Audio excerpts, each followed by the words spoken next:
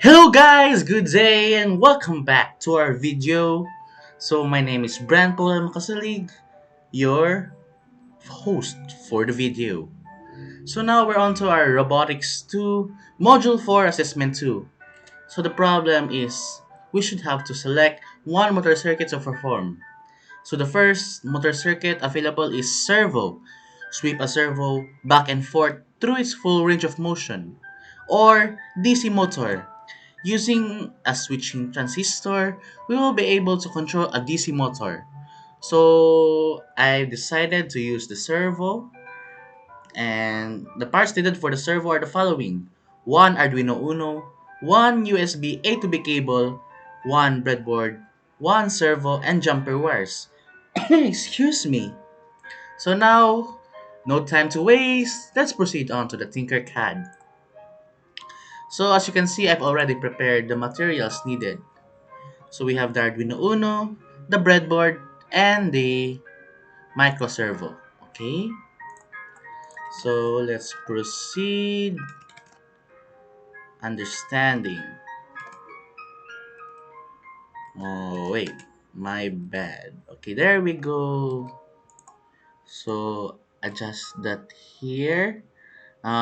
Prevent to put the buttons on the breadboard, I guess. Oh, there we go. After that,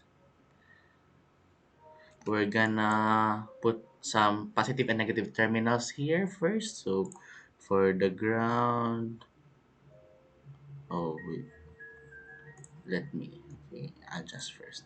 For the ground, let's connect that above since the wirings for the micro servo is above.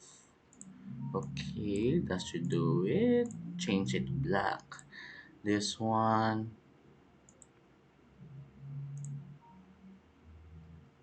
change. Okay, there we go. Change it to red. Hmm. After that, so we already have some charges here. Mm, let's proceed. Okay, let's know first the buttons here in the microserver. So we have the ground. So automatically it will be jumpered USB jumpered wires connected to the negative terminal. For the signal, we have it onto the what you call this, the pins. Okay, here the pins, any of this will do.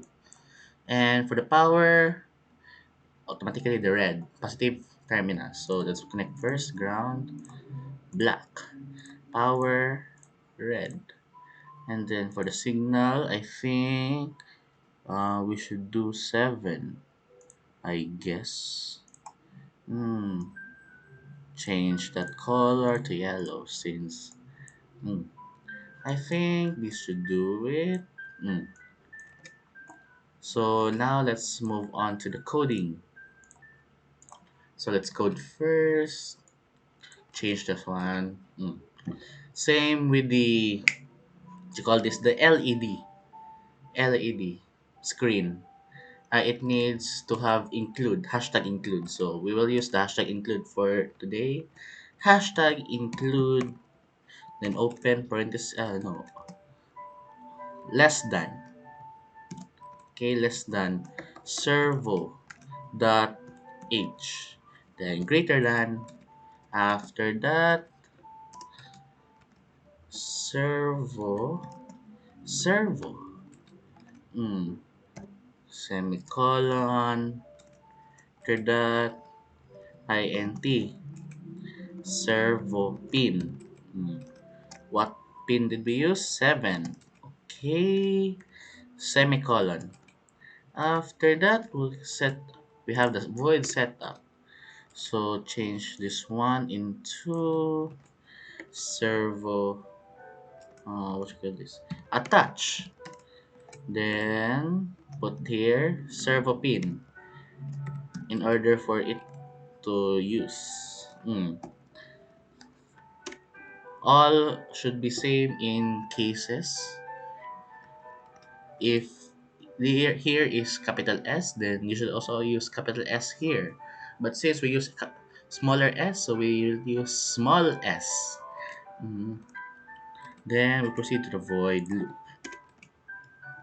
For the void loop, we will change this one to servo dot right. Servo dot right. Then first angle 0. Since we'll start servo, I think the movement of this servo motor should be moving by via degrees. So first is 330 degrees, 60, and then 90 upon reaching the left side. Then 120, 150, and then 180 upon reaching the other side of the starting point. And then it will automatically return back to the starting point, and then 30, 60, 90, 120, 150, 180, and return again.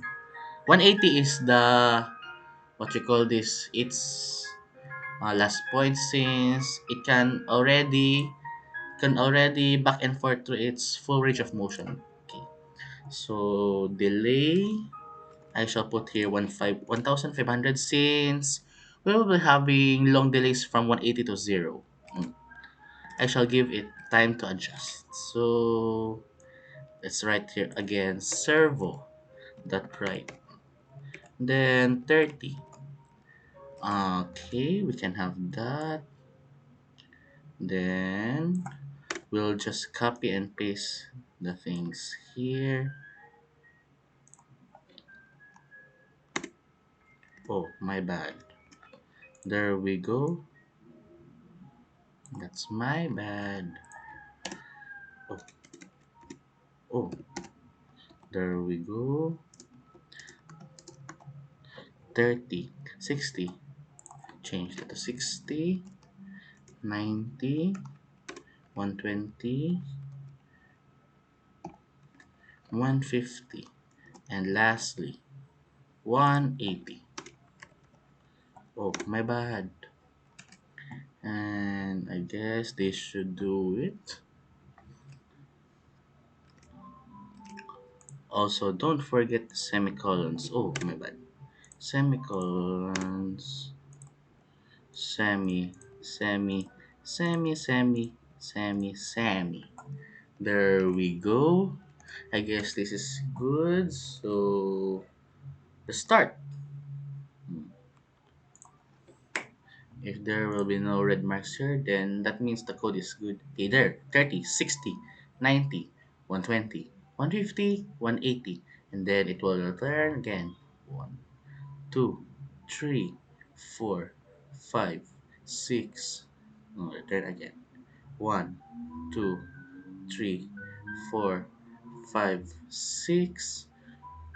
1, 2, 3, 4, 5, 6, 0, 1, 2. So that is the function of the servo motor. So we've finished the sweep a servo back and forth through its full range of motion. This is the full range of motion for the servo. So I guess that ends the video for this assessment, and I hope you learned what I've discussed in this video and to all my previous videos. So I will see you soon with other videos and other topics. For now, goodbye. Peace out. Thank you for listening and watching.